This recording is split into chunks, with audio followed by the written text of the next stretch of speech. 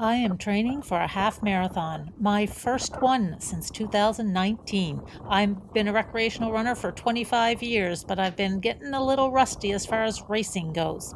When I run a race, and I'm a recreational runner, not a competitive runner, but when I run a race, I want to be good and trained for it. I worry about injuries. I'm 6 years older since my last one, and I'm also 6 weeks behind in my training schedule, but I am back at it. So, my question that I'm trying to figure out is, can I jump into my half marathon training schedule midway through and still be ready? In this series, I'll be sharing my journey, what it's like to start late, train smarter, and run strong in our 50s. No matter our age, we need to dream big, set goals, and take action. Stick around. Let's do this together. I'll post a video each week through this journey, but this first video is really to kind of give you a bit of background why this is such a unique training experience for me. There's been a lot of changes since the last time I trained for a 10K or a half marathon. So, what has changed since the last half marathon I ran in 2019? Since 2019, I'm the obvious 6 years older now. I'm 57 years old. But the other thing that is two other things that are new to me for this training. Three other things. One is I was diagnosed with celiac disease in 2020. And so, having celiac disease and being undiagnosed with celiac disease, I had a lot of gastric issues running. Rarely could I get through a run where I wasn't having to rush to a washroom. My husband or son were always on call. But if I was going for a run, that they knew that if I called, they had to come and get me for an emergency pickup because I had to rush home. I had a lot of belly pain, a lot of issues. And so then in 2020, and as I removed the gluten from my diet, oh my goodness, it wasn't immediate, but those symptoms are all gone, completely gone. Like, not just the gastric symptoms, the headaches, all those. Anyway, all that to say, I've not done any kind of serious running since then. And then the other thing is I'm retired. And so I have a little bit more time. When I was training all these other years, I was squeezing it in at my training runs at the end of very long work days. Like, it was not unusual for me at 10 o'clock at night to be down in my basement on a treadmill trying to get my run in. And just, it's exhausting. And it was a huge commitment when you're trying to balance all those aspects of life and working whatever, 40, 45, 50 hours a week. It was a lot to do training. So now I'm retired. It doesn't seem that I'm trying to rush it and cram it into a very jam-packed day. Now, the other thing that is different since my last training experience is that I started nose breathing in and out through my nose 2 years ago. And you can see all my other videos about that.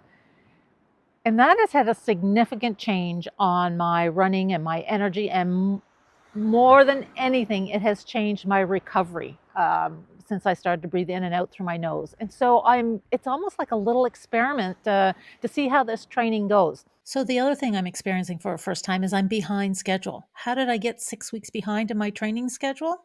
I have been a recreational runner for about 25 years.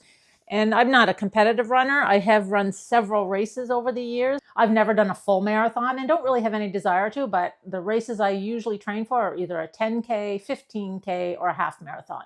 I had in my mind that over the years, it's always been a 12-week training course. And so I thought, I'm going to start to count out the weeks. And my watch is beeping like, oh, it's saving my run. I'm just back from a run, so I'm dressed like this. And so I kept thinking in my mind, 12 weeks out, it's probably around 12 weeks. And even if I'm off by a week or two, I can probably jump into the schedule at week 1 or 2. So dug out the same training program I've been using for 20 years since I ran my first half marathon. And it's not 12 weeks, it's 16 weeks. And so then I was totally panicked. And so I counted back to say, okay, I'm 10 weeks or 11 weeks, whatever it was, out from race day.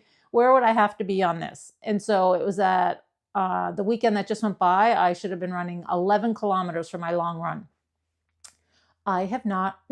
Sorry, my mistake. I should have been running 10 kilometers for my long run.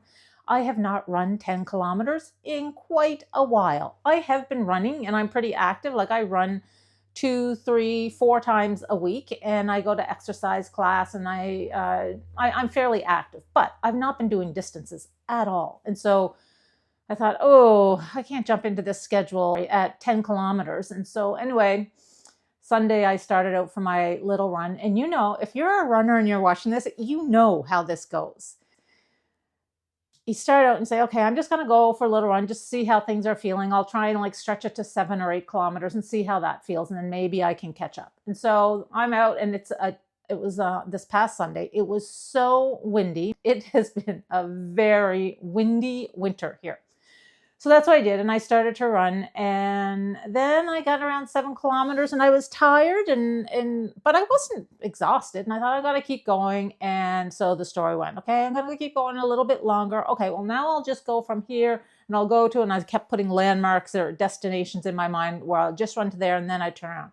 Anyway, at the end of that run, I went, I think, 11 kilometers or 11.1 kilometers. And it felt pretty good. So I came home and I was thinking about it, and I think I am going to try the half marathon. I have not yet registered, but I'm recording this now because, I don't know, it might hold me a little more accountable. So here I am. I'm going to do some check-ins and see where we go. Would love to, if you're a runner, would love to hear about your experiences. And you don't have to be training for a half marathon. Maybe you're training for a 5K. Maybe you're starting a new walking program, starting to introduce regular mobility into your life. Maybe you're training for a full marathon. Whatever it might be, would love to hear from you. Please like and subscribe and leave your comment below. Hope to see you in next week's video where I learn a little bit about low heart rate training.